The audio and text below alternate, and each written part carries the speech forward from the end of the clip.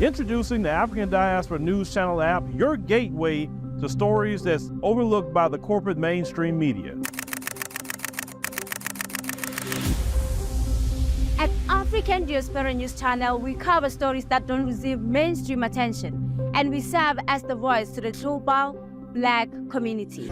We are committed to informing and educating through the power of media, connecting the African diaspora one story at a time. With our platform, we're helping to end injustice by exposing it. Join us in standing for excellence in journalism and serving our community.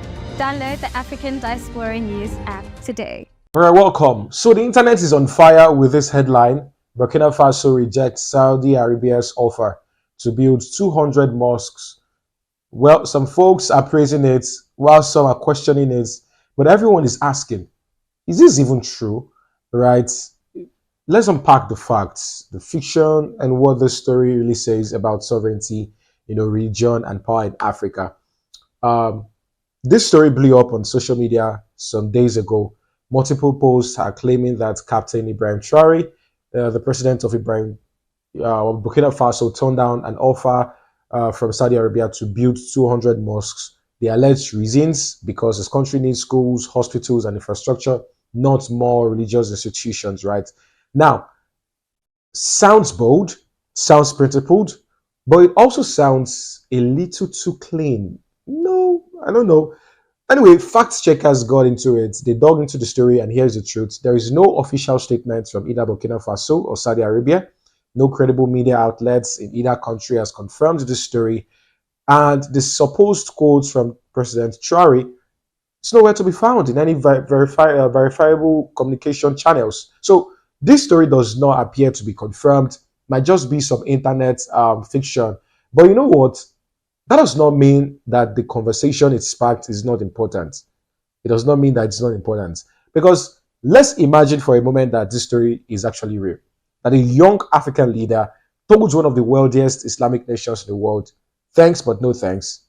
Build us schools but not mosques. That would be a powerful statement about prioritizing, some prioritizing stuff over religious influence. So I'll be very honest with you. I wish this thing did, even if it didn't happen, because Africa has had enough places to pray. Bro, there are so many churches in this Nigeria. There are mosques everywhere. There are temples, traditional places of worship. What we need right now are places to learn. We need places to heal. We need places to innovate. We need to rise. We need places to help us rise.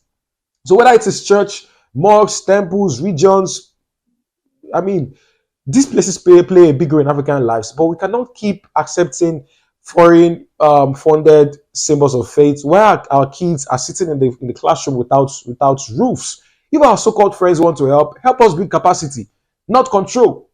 That's not anti-religion, right? Don't get me wrong. This is progress. So this story might not be real, but the sentiment behind it, that Africa must chart its own path with dignity, development, and discernment, that path is real. And it is time we demanded that for all our global partners, we need infrastructure. So what do you think in the comments? Do you think that religious, symbols are what we need in Africa? And what would you prioritize if you were in Traoré's shoes? Let me know in the comments.